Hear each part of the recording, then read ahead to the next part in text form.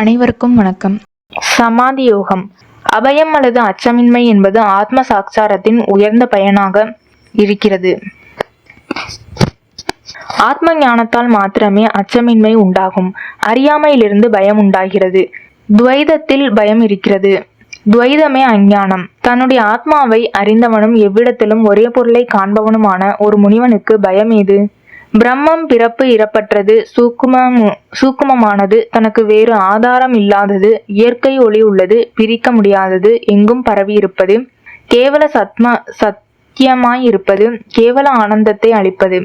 உன்னுடைய சொந்த ஆத்மாவாய் இருக்கிற இந்த பிரம்ம ஞானத்தை நீ அடைந்தால் கேவலம் பயமற்றவனாக மாறிவிடுவாய்.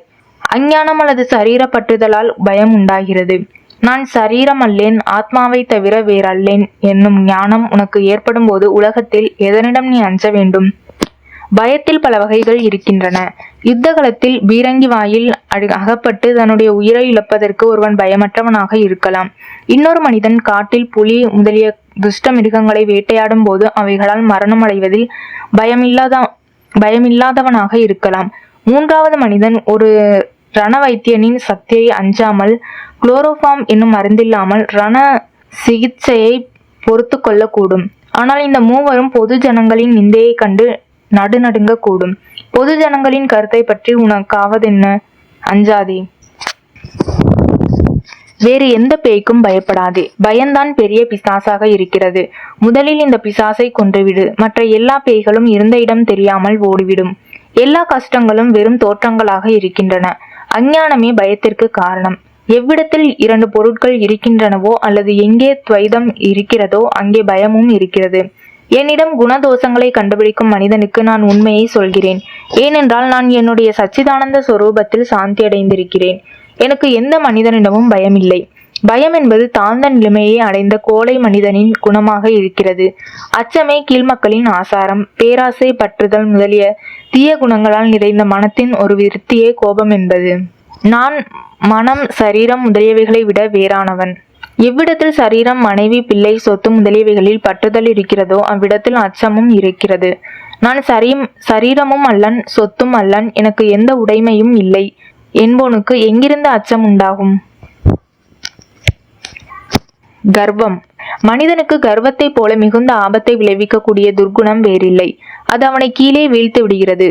ஓர் அற்ப யோகத்தை செல்வம், அழகு, பலம், பகுத்தறிவு முதலியவை மனிதனை மயக்கி விடுகின்றன. அக்கர்வம் அவனிடம் ஆழ வேர்கொண்டிருக்கிறது. அடக்கம், விசாரம் முதலிய உபாயங்களால் அது பூரணமாக களைந்தெறியப்பட வேண்டும். நான் வித்வான் என்னும் கர்வம் சாஸ்திர வாசனையில் சேர்ந்தது.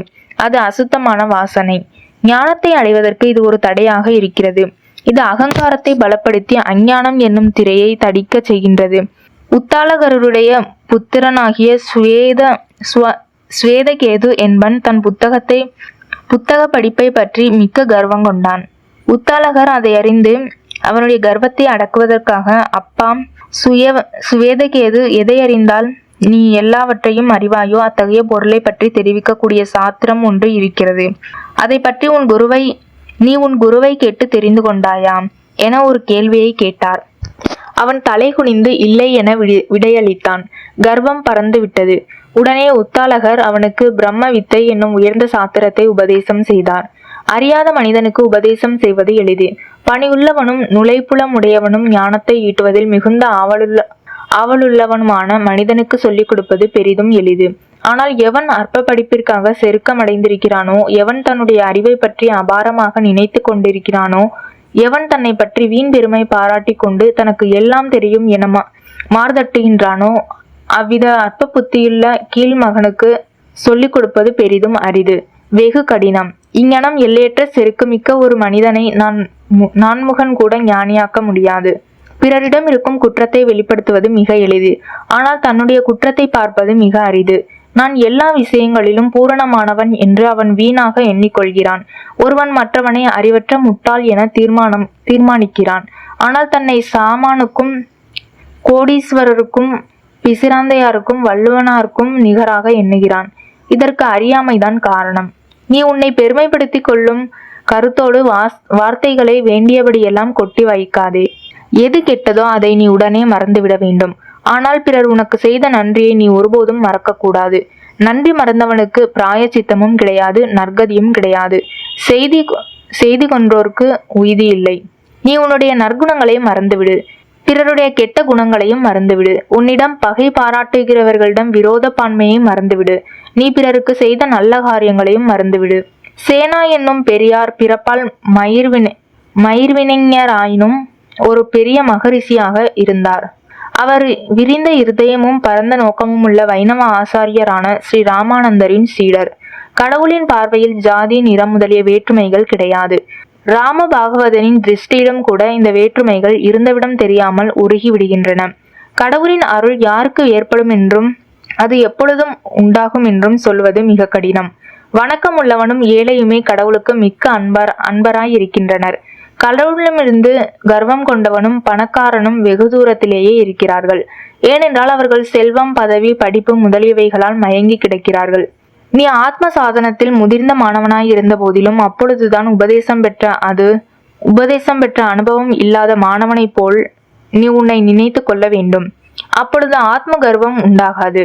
அக்காலத்தில் நீ எப்படி ஆவலோடும் உத்திரகாசத்தோடும் சாதனம் என்னும் மார்க்கத்தில் இறங்கினாயோ அப்படி நீ இப்பொழுதும் உன்னுடைய சாதனத்தை அனுஷ்டிக்க வேண்டும். சாதனத்தில் உள்ள பக்தி சிரத்தைக்கு தகுந்தபடி உனக்கு அதில் வெற்றியுண்டாகும். ராஜா பகீரதன் தன்னுடைய ராஜ்யத்தை பகைவனிடம் ஒப்படைத்து விட்டு முன்னொரு கால் தன்னிடம் மந்திரியாய் இருந்தவர்களிடமே வீடு வீடாக சென்று பிச்சை வாங்கினான்.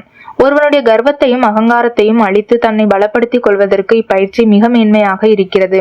தம்மை அடைந்து சந்நியாசம் கொடுக்க வேண்டும் என கேட்டுக்கொண்ட ஒரு ஸ்டேஷன் மாஸ்டரை பார்த்து சுவாமி விவேகானந்தர், நீ உன்னுடைய வேலையாட்களிடம் சென்று பிச்சை எடுத்து வா என்று ஆக்ஞாபித்தார். அந்த ஸ்டேஷன் மாஸ்டர் சுவாமிகள் சொற்படியே செய்ய, சுவாமிகள் அந்த ஸ்டேஷன் மாஸ்டரை தன்னுடைய சீடராக்கி கொண்டு பிறகு அவருக்கு சந்நியாசம் கொடுத்தார். ஆசை, சுயநலம், அகங்காரம், கர்வம் முதலியவைகளிலிருந்து நீ விடுபட்ட உடனேயே சாந்தியும் ஆனந்தத்தையும் அடைவாய். விழித்துக்கொள், உன்னுடைய கால்களில் இருக்கும் சேற்றை கழுவிவிடு, எழுந்து நில்.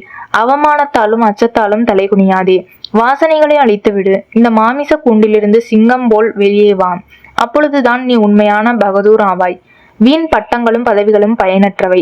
இவ்வித பொய்த் தோற்றங்களில் மயங்கி விடாதே. மனத்தினுடைய அஞ்ஞானம் என்னும் இருட்டை போக்கடிப்பதற்கு ஆத்மஞானம் என்னும் சூரியனை காட்டிலும் பிரகாசம் பொருந்திய ஜோதி வேறு கிடையாது. பகையும் பொறாமையும். பகைமையினால் ஏற்படும் பயனை வெறுப்பென்பது. ராகத்தின் விளைவே வெறுப்பு. உனக்கு ஒருவனிடம் பற்றுதல் உண்டானால் நீ அவனருகில் எப்பொழுதும் இருந்து அவனுக்கு வேண்டியதை செய்கிறாய்.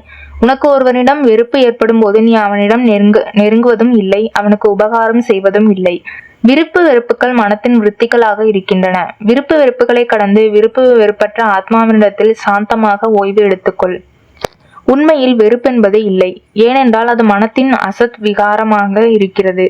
அன்பு மாத்திரம் எப்போதும் இருக்கிறது. அன்பே கடவுள். பொய் என்பது அசத் விகாரமாயிருக்கிறபடியால் அது உண்மையில் இல்லை. சத்தியமே எப்போதும் இருக்கிறது. சத்தியமே கடவுள். நெருங்கிய பந்துக்கள், ஒரே ஆபீஸிலுள்ள உத்தியோகஸ்தர்கள், ஒன்றாக வளர்ந்தவர்கள் முதலியவர்களே தங்களுக்கு சமமான அந்தஸ்தி உள்ளவர்கள் வாழ்வில் உயர்ந்த நிலைமையை அடையும் போது பொறாமை அடையக்கூடியவர்களாக இருக்கிறார்கள். அன்றன்றைய வாழ்க்கையில் இதனை நாம் கண்கூடாக காண்கின்றோம். சகோதரர்கள் தங்களுக்குள் சண்டையிட்டு கோர்ட்டுக்கு செல்கிறார்கள். ஒரே ஆபீஸில் உள்ள குமாஸ்தாக்கள் தங்கள் ஆபீஸ் கூட்டாளிகளுக்கு விரோதமாக புறங்கூறுகிறார்கள். பாண்டவர்களிடம் துரியோதனனுக்குள்ள பொறாமையை பற்றி உங்களுக்கு நன்றாக தெரியும். கொழுந்துவிட்டு எரியும் நெருப்பை போல அப்பொறாமை மனிதனை அழித்து விடுகிறது. அவனுக்கு மன அமைதி கிடையாது. ஓ பொறாமையுள்ள மனிதா, நீ இறங்கத்தக்கவன். பெருந்தன்மை, உதாரகுணம், விருந்த இதயம் முதலியவைகளை விருத்தி செய்வது இந்த தீய குணத்தை அழித்துவிடு. நீ வெறுக்கத்தக்க இந்நிலையில் எவ்வளவு காலம் இருக்கப் போகிறாய்? உன்னுடைய அற்ப புத்தியை பற்றி உனக்கு வெட்கம் இல்லையா? ஒரு பெரிய மனிதரின் சகவாசத்தில் நீ இரு. மகாத்மாக்களோடு சேர்ந்து வாழ்வதால் இந்த அற்பரின் கெட்ட பழக்கத்தை கொன்றுவிடு. நீ பிறரை ஏமாற்றுவதன் மூலம் ஒரு தொழிலில் 1 லட்ச ரூபாய் லாபம் அடைந்திருக்கலாம். ஆனால் நீ உன்னுடைய ஆத்ம வளர்ச்சிக்கு அழிவை தேடிக்கொண்டபடியால் இது உனக்கு ஒரு நஷ்டமாகவே இருக்கிறது. நீ மனத்தை இழிந்த செயல்களில் இறக்கிவிட்டு அசுத்தங்களாலும் நிரப்பி இருக்கிறாய். இந்த புத்தகத்தின் தொடர்ச்சியை அடுத்த பதிவில் கேட்கலாம். இதுபோல பொக்கிஷமான ஆயிரக்கணக்கான நூல்களை PDF வடிவில் இலவசமாக தரவிறக்கம் செய்யவும், புத்தகங்களை ஆடியோ வடிவில் இடைவெளியின்றி முழுமையாக கேட்கவும் தமிழ்நூலகம்.com இன்றே இணைந்திடுங்கள். அரிய தகவல்களை எளிமையாக தெரிந்து கொள்ள சப்ஸ்கிரைப் தமிழ் நூலகம்.com.